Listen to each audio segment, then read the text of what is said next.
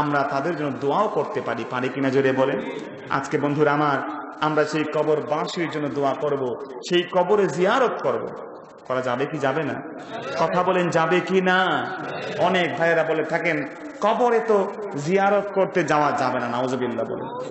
আমি সংক্ষিপ্ত আকারে এতটুকু বলবো যে কবরে জিয়ারত করতে যাওয়া যাবে না সে মর্মে দলিল যদি জিজ্ঞেস করি যে ভাই কবর জিয়ারত করতে নিষেধ কেন বলেন, তারা একটা হাদিসকে বেশি বলবেন, খেয়াল করে শুনবেন। যারা কবর জিয়ারত করতে দিতে চান না তাদেরও তো দলিল আছে, আছে কিনা নাই? দলিল হলো রাসূলুল্লাহ সাল্লাল্লাহু আলাইহি ওয়াসাল্লাম বলছেন লাআনাল্লাহ যাওয়ারাতিল কুবুর, আল্লাহ পাক যারা কবর জিয়ারত করে তাদের উপরে আল্লাহ লানত বর্ষণ করেন, নাউজুবিল্লাহ বলেন।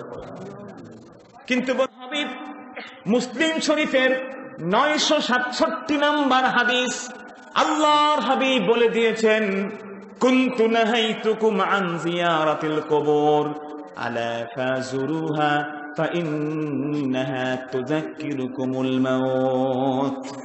আল্লাহর হাবিব স্পষ্ট করে দিয়েছেন যারা বলো ওই হাদিস দিয়ে কবর জিয়ারত নিষেধ, ও বন্ধু নবী স্পষ্ট করে দিয়ে গেছেন আমি আগে তোমাদেরকে কবর জিয়ারত নিষেধ করতাম, কিন্তু এখন রাসূল বলি কবর জিয়ারত করো, কবর জিয়ারত করলে মৃত্যুর কথা স্মরণ হয়ে যাবে। আল্লাহু আকবার বলেন। এই জন্য হাদিস একটা পেয়ে পাগলামি করা যাবে না।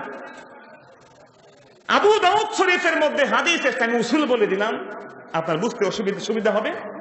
আবু দাউদের 181 নম্বর হাদিসে রাসূল বলেছেন তাওয়াদ্দউ মিম্মা মাসসাতিন নার, আগুন দিয়ে রান্না করা খাবার যাই খাও ওযু চলে যাবে। কথা বুঝতে পেরেছেন? জি।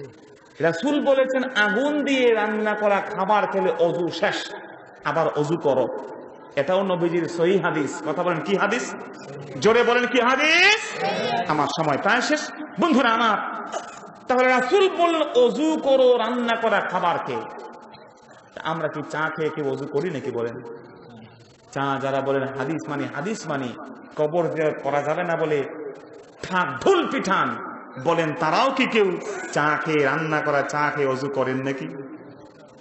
বন্ধুরা ওই হাদিসের উপরে আমল নাই, যেহেতু ওই হাদিসের পরে হযরত ইবনে আব্বাস বলে দিয়েছেন জি ইলা রাসূলিল্লাহি সাল্লাল্লাহু আলাইহি ওয়াসাল্লাম কাতিফুম মিনাশ শাত ফাসাল্লা ফাআকালা ফালাম ইয়াতাওয়াদ্দা। আল্লাহর নবী আওকামা কাল, আল্লাহর নবীর কাছে গোশত নিয়ে আসা হলো, আল্লাহর নবী আকালা খেলেন, ফাসাল্লা নামাজ পড়লেন, ওয়ালাম ইয়াতাওয়াদ্দা নতুন করে গোশত খাওয়ার পরে ওযু করলেন না। যদি বলেন সুবহানাল্লাহ। তো এক হাদিসে বলছেন রান্না করা খাবার খেলে ওযু শেষ, আরেক হাদিসে রাসূল নিজে রান্না করা খাবার খেয়ে ওযু করলেন না। আমরা মানবো কোনটা? প্রশ্ন আসে কিনা নাই? এই জন্য উলামায়ে কেরাম বলছেন মাযহাবের আলেমদের কাছে শরণাপন্ন হও। তারা বলেছেন ওগো যে হাদিসে বলা হয়েছে ওযু ভেঙে যাবে, এটা প্রথম দিকের হাদিস ছিল, ওইটার উপরে আর আমল নাই। নবী যে আমলটা পরে করেছেন তার উপরেই আমল। ওযু করা লাগবে না, গরম করা খাবার খেলে ওযু লাগবে না।